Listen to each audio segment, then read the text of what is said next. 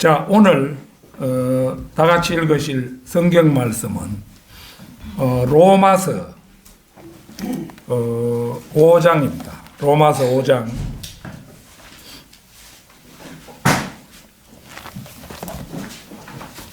로마서 5장 6절에서 8절 말씀입니다.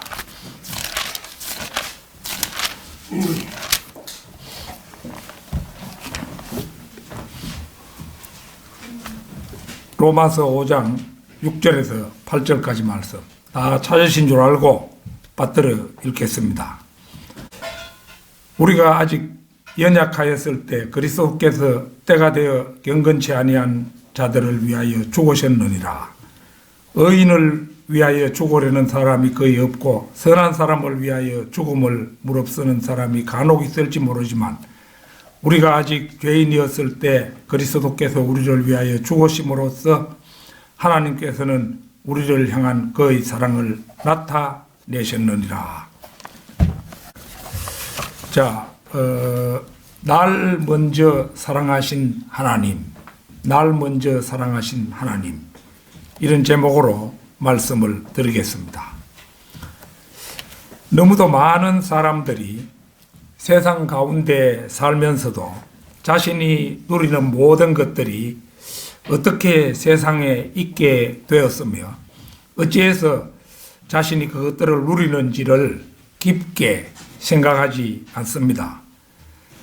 사람에게는 동물과 달리 지성이 있으니 조금만 생각해 보면 이 수식이 하나도 저절로 만들어지지 않는다는 이치를 깨닫기는 그리 어렵지가 않습니다. 그렇다면 하늘의 해와 달과 별, 땅의 산과 들과 강과 바다, 그리고 그곳에 사는 수많은 그 식물들과 동물들, 이 모든 것들이 저절로 생겨난 것이 아니면 불문가지인 것입니다. 그런데도 사람들은 그것을 잘 깨닫지 못하죠. 그래서 이제 자기 임의대로 생각해가지고 저절로 뭐 그렇게 됐겠지, 이런 이제 그 사고를 가집니다.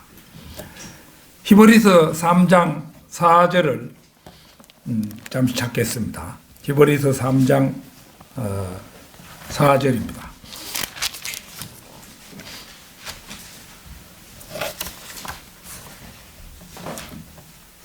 어떤 집이든 누군가가 지었으나 만물을 지으신 분은 하나님이시니라.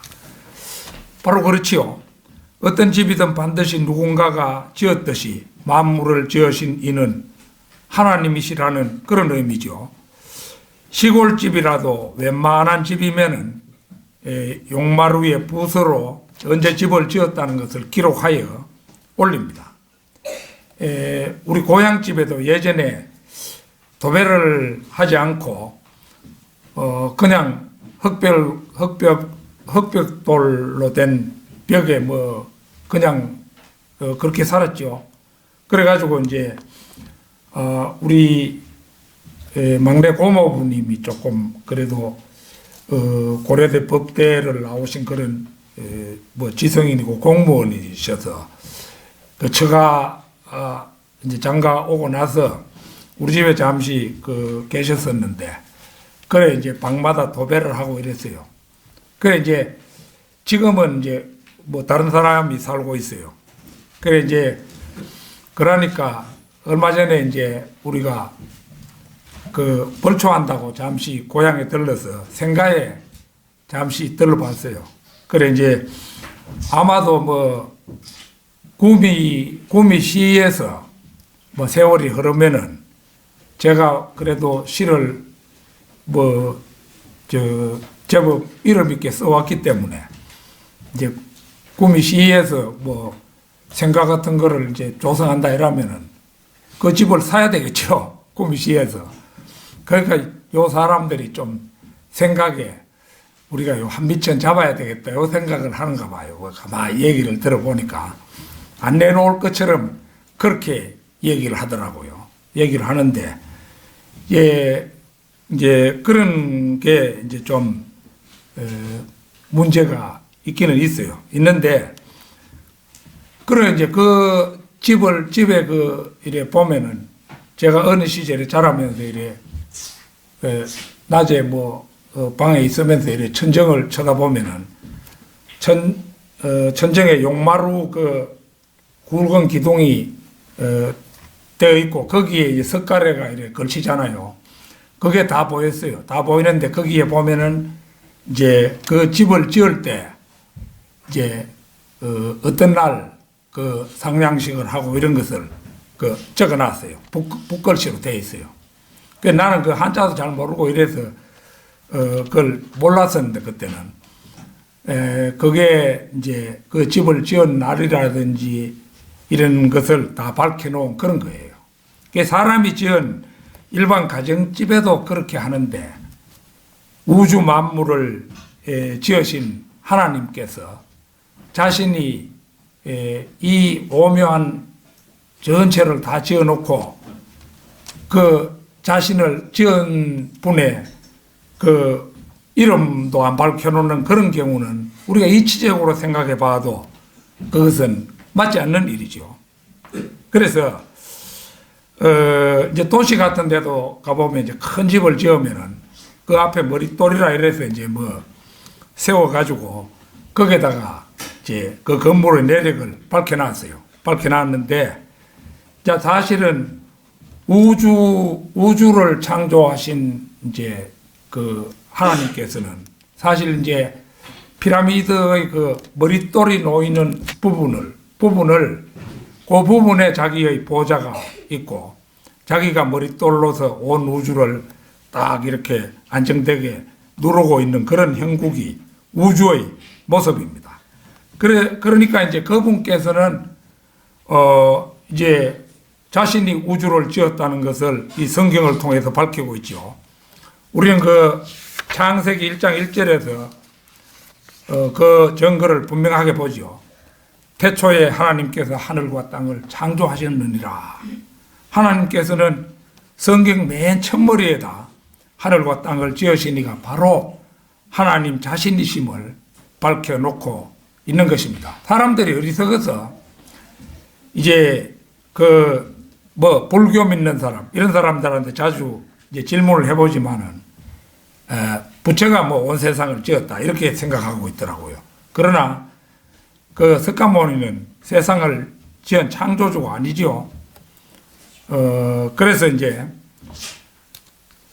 우리 성경은 보면은, 불경에는 그런 것이 전혀 없어요. 없는데 우리 성경은 보면은 이제 1장의 6날 가운데 맨 끝날에 인간을 지으셨죠. 그런데 그 인간이 창세기 3장에서 범죄하고 영이 죽어 모든 인간이 죽게 되었습니다. 생물 가운데 가장 존귀하게 지어 이 세상을 다스리도록 하신 그런 존재인 인간을 그 범죄했다고 해서 하나님께서 버려두실 분이 아니시죠. 그래서 이 지구상에서 말을 할 줄 알고 문자를 읽을 줄 아는 존재는 사람이 유일해요. 그 하나님께서 그렇게 지으셨어요. 이 세상을 다스리는 왕으로서 우리 인간을 지으셨는데, 그렇기 때문에 동물과는 구분이 됩니다. 어쩌다가 약간 글자를 분별하는 동물 같은 게 있긴 있어요. 훈련을 시키면은, 이라면 이제 5라는 숫자를 뽑아가지고, 7이라면 7이라는 숫자를 뽑아가지고, 요런 동물 정도는 있지만은, 사람처럼 이렇게 체계화된 문자를 이해하고, 또 말이 있고, 이런 존재는 사람뿐이죠.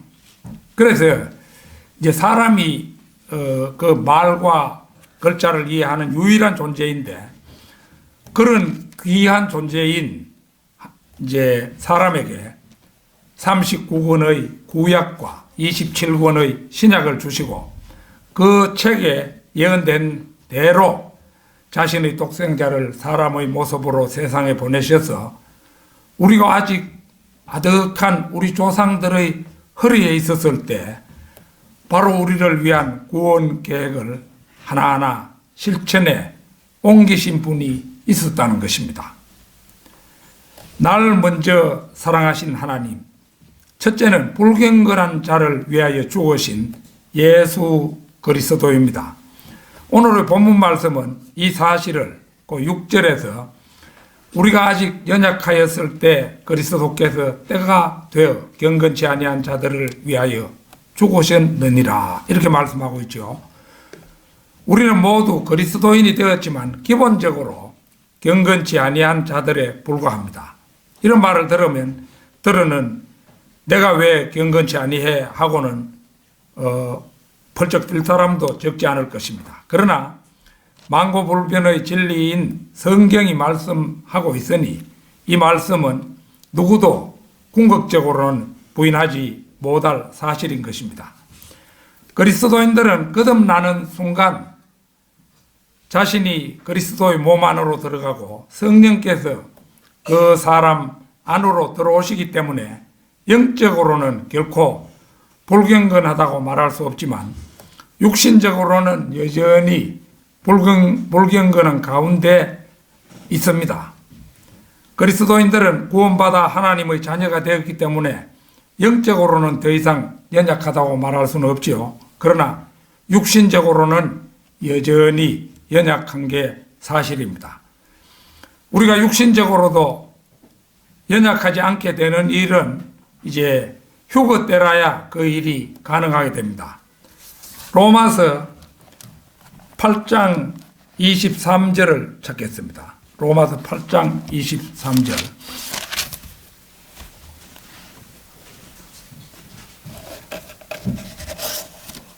그들뿐만 아니라 성령의 첫 열매들을 가진 우리까지도 속으로 신음하며 양자되는 것 곧 우리 몸의 구속을 기다리고 있느니라. 자연과 자연에 속한 모든 피조물들뿐만 아니라 우리 그리스도인들도 지금은 세상에서 신음하며 살고 있습니다. 우리 그리스도인들은 구원받던 날 성령으로 거듭났지요. 우리가 주 예수 그리스도를 믿고 그분을 구주로 영접할 때 성령께서 우리들에게 행하시는 첫 번째 역사가 새로운 피조물로 태어나도록 하시는 일입니다. 바로 그래서 우리 그리스도인들은 성령의 첫 열매들을 가진 사람들이라고 그래 말하고 있죠. 그러나 그러함에도 불구하고 우리는 신음하고 있습니다. 때로는 신음하고 있는 줄 모르면서 신음하고 또 때로는 알면서도 신음합니다. 우리는 이 땅에 살고 있는 동안 이렇게 신음하면서 양자되는 것, 곧 우리 몸의 구속을 기다리고 있는 것입니다. 우리가 구원받았을 때 이미 양자되는 영을 받았고 구속받았는데 지금에도 또 기다리고 있다니 이게 대체 무슨 말인가? 물론 우리는 구원받을 때 이미 양자되는 영을 받았고 구속받았지요. 그러나 우리 몸까지 구속받은 것은 아닙니다. 우리 몸은 아직 양자로서의 신분 획득이 완전히 이루어지지 않은 상태입니다. 이 일은 이제 주님께서 공중에 오셔서 우리들의 이름을 부를 때에야 우리 몸이 호련히 변하면서 이제 공중으로 들림을 받을 것이고 그때 비로소 우리 몸은 완전한 신분 획득이 이루어집니다. 데살로니가전서 4장 16절 17절 우리가 잘 아는 말씀이지 한번 찾겠습니다. 데살로니가전서 4장 16절 17절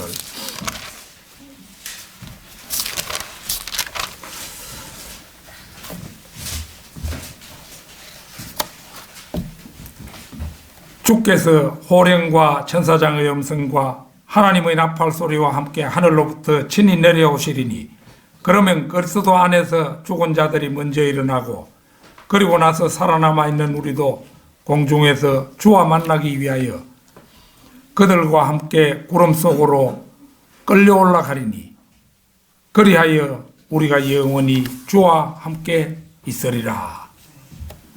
이제 이때 아직 그 구속받지 아니했던 우리 몸도 이제 완전히 구속이 이루어져서 그 신분 획득이 완전하게 되는 거죠.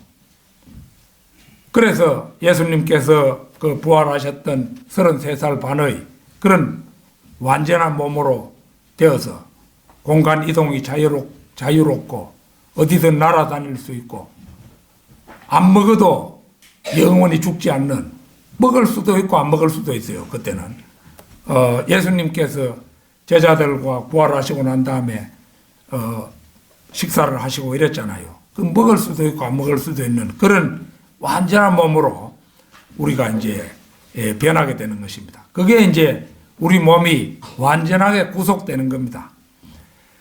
그리스도인들은 대부분 자기가 연약하다고 고백하는 일은 그리 어렵지 않게 생각합니다. 그런데 자신이 불경건하다고 고백하는 일만은 매우 싫어합니다. 그렇지만 우리가 연약하다면은 불경건한 것입니다. 연약하기 때문에 육신적인 것에 쉽게 굴복하게 되고 바로 그렇기에 불경건해지는 것입니다. 그러나 우리가 그리스도인으로서 그리스도 안에 들어가 있다면 더 이상 연약하지 않고 불경건하지 않을 수 있습니다.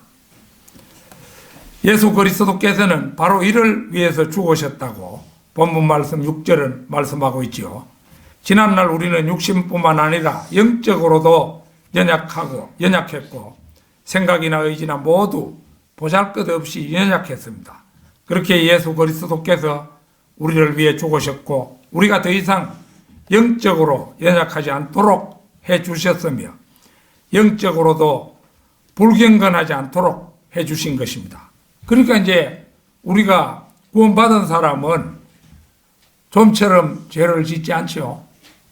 그게 이제 우리가 거듭나서 새롭게 태어남으로 해서 이제 영적인 면에서도 죄를 짓지 않으려고 노력하고 또 죄를 지으면은 그 즉시 이제 하나님께 우리가 기도를 드리지요.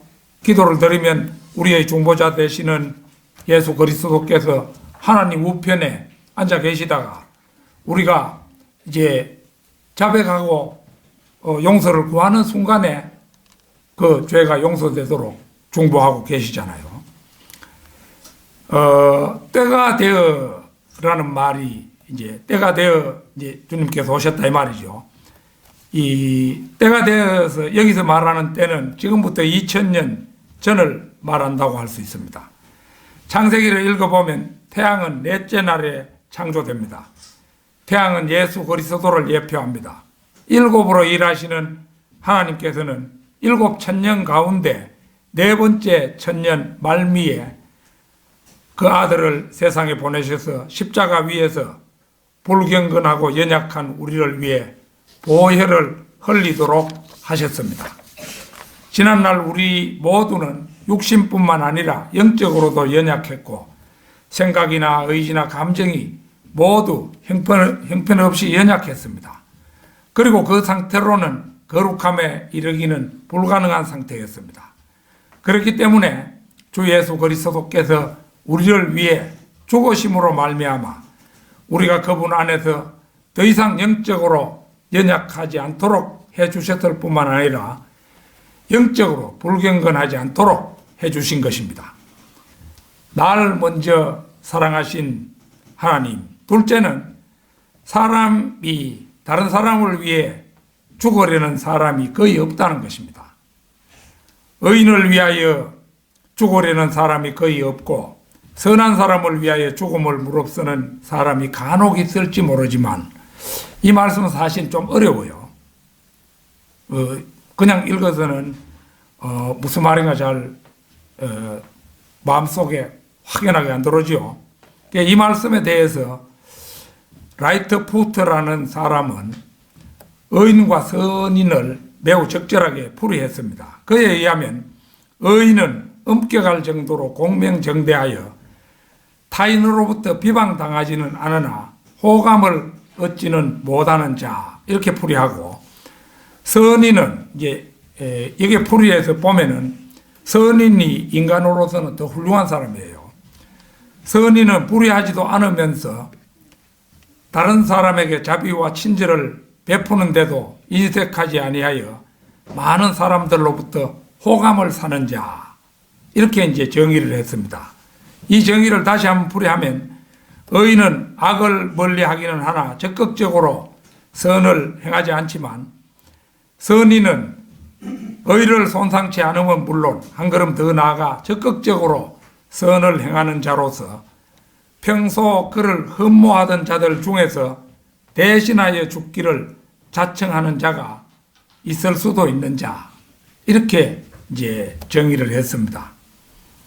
누가 선한 사람이라면은 간혹 그를 위해 죽음을 불사하는 사람이 있을지 모르지만 그가 만약 의인이라면 누구도 그를 위해 목숨을 바칠 사람이 없다고 이제 이 구절은 전해주고 있습니다. 의인은 외면적으로 나타나고 외면적인 파급 효과가 있지만 선한 사람은 내면적으로 나타나고 내면적인 파급 효과가 있기 때문입니다. 선한 사람은 대개 본성적으로 선한 사람이어서 다른 사람에게 미치는 영향이 내면적으로 깊습니다. 그러므로 세상에서 누가 의롭다고 말하는 것은 세상 사람의 관점에서 그렇다는 말이지 하나님의 관점에서 그런 것은 아닙니다. 이것은 어떤 사람이 선하다고 말할 때도 마찬가지입니다. 솔직하게 말해 세상에 본성적으로 선한 사람은 없지요. 우리 주위에서 누가 선하다고 말할 때 이것은 그 사람이 단지 도덕적으로만 의롭다는 뜻이 아니고 친절하거나 관대하거나 인심이 좋다는 의미로 하는 말입니다. 따라서 선한 사람이라면은 그로부터 혜택을 받던 사람이 그를 위해서 목숨을 바칠 수도 있다는 것은 사실입니다. 우리나라에서보다도 일본 사람들의 경우에 이제 직장 상사가 어떤 불의한 일로 절체절명의 위기에 이제 처했을 때 그에게 도움을 받았던 부하 직원이 그것도 그 사건의 내막을 속속들이 알고 있는 부하 직원이 모든 책임을 고스란히 떠안고 자살을 감행하는 그 경우가 적지 않다는 그런 이야기를 들은 적이 있습니다. 그것은 이제 그는 평소에 자신에게 남다르게 선의와 호의를 베풀어준 자기 웃사람을 차마 저버릴 수 없었기 때문에 자기 목숨을 내어놓는 경우지요. 그리고 이제 목숨을 그렇게 내어놓으면은 그 웃사람은 그게 이제 그 자살한 부하 직원에게도 가족이 있을 것 아닙니까? 그 가족을 음으로 양으로 돕는다는 거죠. 이제 그런 게 일본에는 적지 않다는 얘기를 들은 적이 있습니다. 그 이제 그런 경우에 그 상사는 선인이라는 거죠. 선인. 세상에서 누가 선하다고 할 때 이것은 그 사람이 단지 도덕적으로만 의롭다는 뜻이 아니라 친절하다든지 관대하다든지 인심이 좋다든지 하는 뜻으로 하는 말입니다. 그러기에 의로운 사람이라면 그를 위해 목숨을 바칠 사람은 없더라도 친절하고 관대하며 남에게 도움을 많이 준 사람이라면 그로부터 혜택을 받았던 사람이 그를 위해 목숨을 바칠 수도 있다는 것은 사실입니다. 그런데 이제 그런 경우가 아니고 목숨을 가끔 바치는 경우도 보는데 그거는 이제 엄격결에 그 사람이 선하다 보니까 남을 위해서 목숨을 자기가 죽어야 되겠다 이런 생각까지는 안 하겠죠. 어제 제가 구령한다고 여기에 역광장에 갔었는데 여기에 그 대합실에 들어가는 그 입구에 사람 상이 하나 서 있어요. 경주역에요. 근데 그게 이제 의인 누구 이래 돼 있는데 어제 이름을 읽었으면 또 잊어버렸어요. 그런데 의인 누구 이래 돼 있는데 그 사연이 그 아래 적혀 있고 어제가 무슨 날인지 꽃다발을 2개 정도 갖다 놨더라고요. 거다가. 근데 이 사람이 이제 어떤 불구자가 술에 취해가지고 철로 위에 누워 있는데 기차가 지금 막 달려오고 있는데 철로 위에 누워 있는 사람을 그냥 볼 수 없었던가 봐요. 그래가지고 그 사람을 냈는지 안 냈는지 그것도 불분명해 보니까. 그런데 뭐 구해냈는지 모르겠어요. 그랬는데 자기는 기차에 받쳐서 죽은 거예요.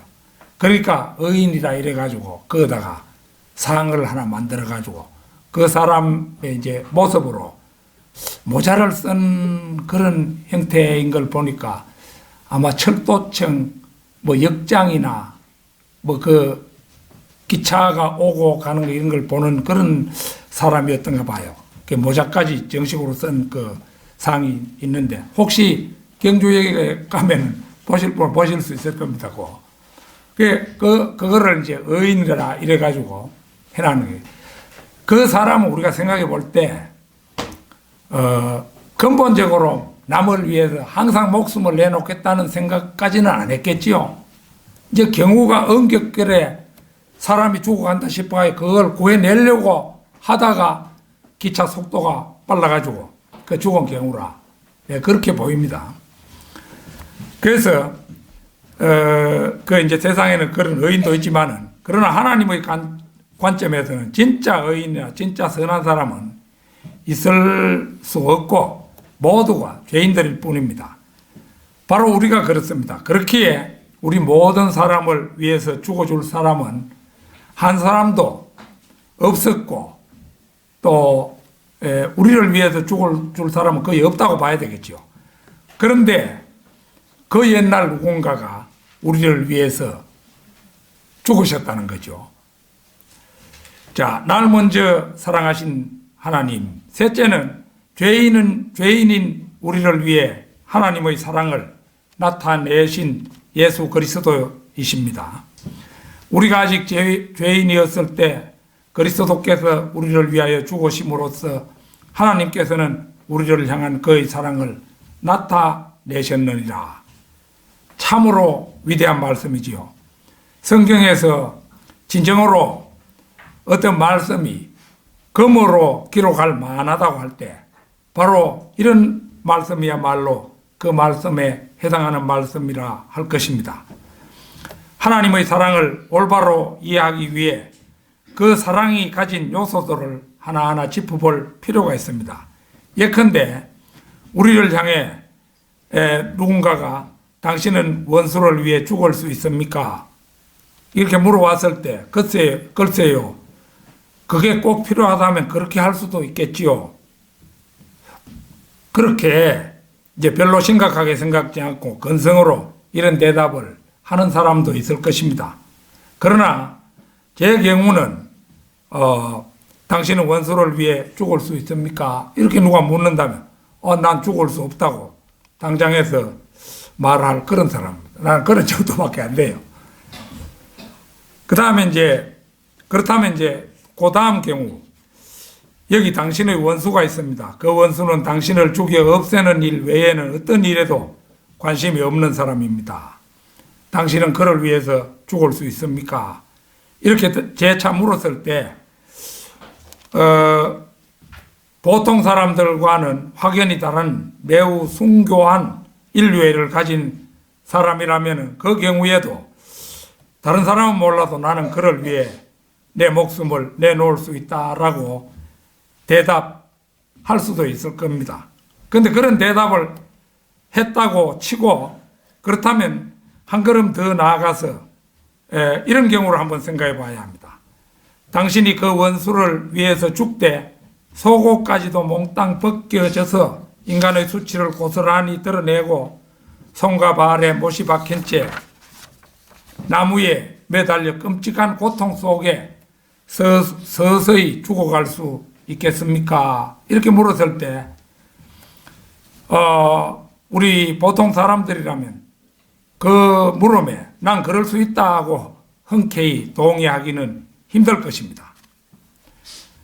그리고 여기서 한 걸음 더 나아가서 최악의 경우에 한 가지를 생각해 볼 수 있습니다.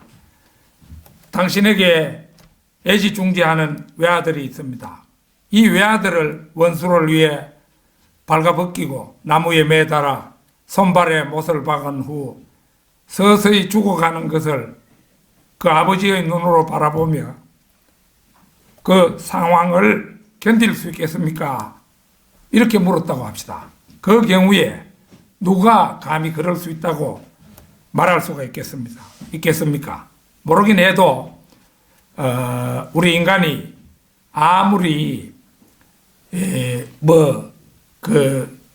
거짓으로 꾸미기를 좋아하는 그런 인간이라 할지라도 그럴 수 있다고 대답하기는 힘들 것입니다. 그런데 불못에서 세세토록 형벌을 받아서 마땅한 우리 죄인들을 위해서 그렇게 하신 두 분이 있지요. 물론 삼위일체시니까 한 분이라고도 할 수가 있겠습니다만은 우리가 죄인이었을 때 그 죄들을 해결해 주시기 위해 친히 죽어주신 주 예수 그리스도와 그 외아들을 우리를 위해서 기꺼이 내주신 아버지 하나님이 바로 그 두 분이시죠. 그 이제 제가 99장 그 작사도 그 후렴구에서는 아버지 하나님을 사랑하겠다는 그런 결단을 이제 표현을 한 그런 가사로 되어 있죠. 그런데 참 놀라운 일이죠. 그 사랑의 그 강도를 보건대 얼마나 극진한 사랑입니까? 아들 하나님과 아버지 하나님의 이 사랑은 세상에서 누가 선한 사람이기에 그를 위해 목숨을 내어놓는 것과 같은 그런 차원과는 비교되지 않는 숭고한 사랑입니다. 경주 그 대합실에 들어가는 경주역 대합실에 들어가는 거기에 어인상 그 사람 훌륭한 사람이죠. 보통 사람은 하기 힘든 사랑인데 아마 제 경우 같았으면은 난 그런 죽음은 택할 수 없고 옆에 있더라도 우선 보고 내가 그 사람을 구한 다음에 나도 피할 수 있는가를 보고 나도 피할 수 있을 때 나는 그 일을 결행하지. 절대 그냥 무분별하게 확 뛰들어가지고 구하다가 받쳐 죽고 난 그런 짓은 도저히 할 수가 없어요. 그런데 아무 조건도 따지지 않고 아들 하나님과 아버지 하나님께서 우리를 위해 모든 것을 주셨지요. 더더구나 원수를 위해서 죽되 벌거벗겨져서 손발에 못이 박혀진 채 나무에 매달려 끔찍한 고통을 당하면서 서서히 죽어줄 수는 없는 겁니다. 그뿐이 아닙니다. 우리는 절대로 원수를 위해 우리의 하나뿐인 아들을 내어놓을 수도 없습니다.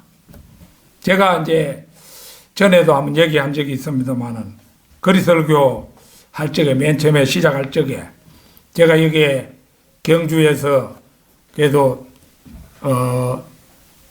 24해 동안 교사로 있으면서 제사를 길러낸 게 상당히 많습니다.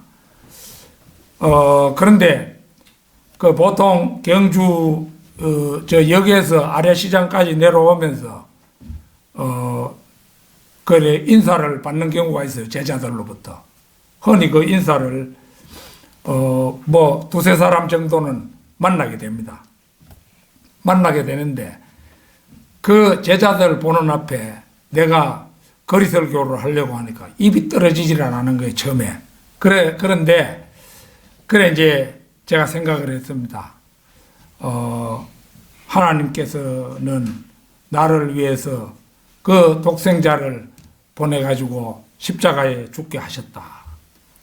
그것도 그 아들이 발가 벗겨지도록 해가지고 남자로서의 모든 수치를 적나라하게 드러낸 채 그 땡볕에 우리 주님께서는 그 생을 마치셨잖아요. 부활하실 때까지는. 그 이제 그거를 생각해 봤던 겁니다. 그러니까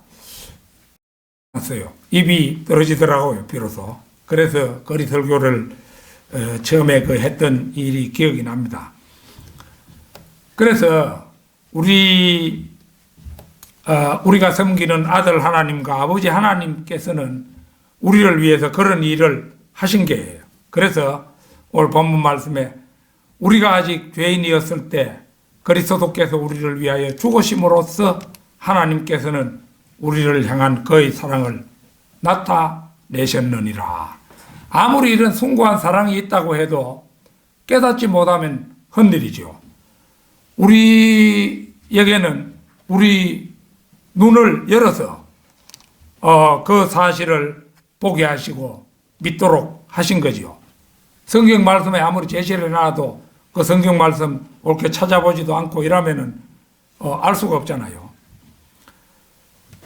더구나 예수 그리스도께서는 우리들이 선한 사람이었을 때 우리를 위해 죽으셨던 게 아닙니다. 그리스도께서는 우리가 연약한 죄인이었을 때에 우리를 위해 죽으셨습니다. 그리고 그것이 바로 숭고하고 이럴 데 없는 하나님의 사랑의 실상인 것입니다. 결론적으로 하나님께서는 하나뿐인 그 아들을 십자가에 희생시키기까지 우리 인간을 먼저 사랑하셨습니다. 그래서 본문 말씀 그 바로 뒤에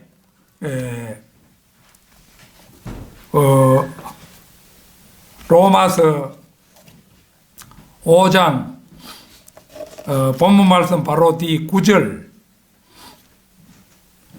그러므로 이제 그의 피로 의롭게 되었으니 더욱더 우리가 그를 통하여 진노로부터 구원받게 되리라. 여기에서 그의 피는 예수 그리스도의 피인데 바로 하나님의 피였죠.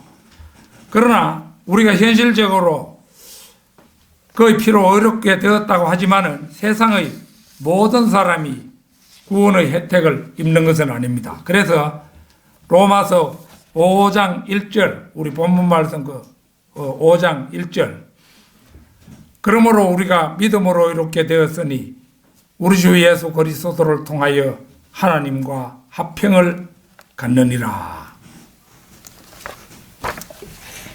이렇게 말씀하고 있죠. 즉 믿음으로 의롭게 되었다고 말씀을 합니다. 따라서 그리스도인들은 믿음으로 의롭게 되었고 그리스도의 피, 곧 하나님의 피로 의롭게 된 사람들입니다. 히브리서 10장 10절도 한번 찾아보겠습니다. 히브리서 10장 10절.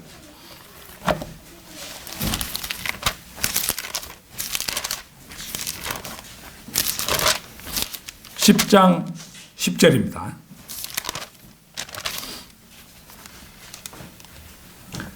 그 뜻에 따라 모든 사람을 위하여 한 번 예수 그리스도의 몸을 들이심으로 우리가 거룩하게 된 것이라. 그 뒤에 14절도 한번 보겠습니다. 이는 그가 한 번의 제사로서 거룩하게 된 자들을 영원히 온전케 하셨기 때문이라. 우리는 믿음으로 말미암아 예수 그리스도의 피로 의롭게 되었고 그 구원은 영원히 보장되어 있음을 말씀에서 읽을 수 있습니다. 그러나 우리는 단순히 구원받는 데 머물러서는 안 되지요.